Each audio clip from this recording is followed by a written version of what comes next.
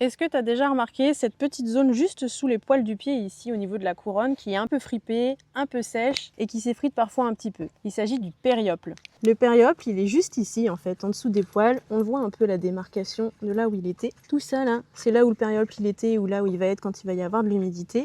Et en fait, il agit sur le pied un peu comme la cuticule que nous on peut avoir sous les ongles. Le périople, c'est une structure qui va vraiment venir protéger le début de pouce de la paroi. Ça agit vraiment comme une barrière naturelle contre toutes les agressions, que ce soit la boue, que ce soit le frottement, que ce soit la sécheresse, que ce soit les variations d'humidité par exemple. Ça agit vraiment comme un bouclier biologique finalement pour le pied. Si je vous en parle aujourd'hui, c'est parce que le périople, c'est une structure importante dans l'hydratation aussi du pied. Il m'arrive très souvent d'avoir des propriétaires qui m'envoient une photo, notamment quand on a eu des périodes avec des énormes pluies par exemple, où je reçois des photos de pied avec justement ce périople ici qui est extrêmement gonflé, qui recouvre une grosse partie du pied parfois, où on panique un peu en me disant mais qu'est-ce que c'est que ça?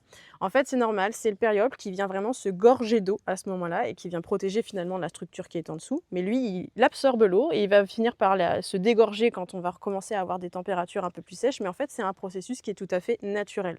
Là où on va venir se poser des questions, c'est quand par exemple ce périople il va commencer à être altéré. Par exemple, parfois les rats peuvent venir manger en fait ce petit périople quand il est trop humide, c'est des choses qui peuvent arriver. Ou alors quand un cheval va avoir un coup au niveau de ce périople, au niveau de la couronne, et que ça va finalement faire une ouverture qui est une porte d'entrée pour des bactéries et autres problématiques derrière qui peuvent amener des inflammations ou des pathologies.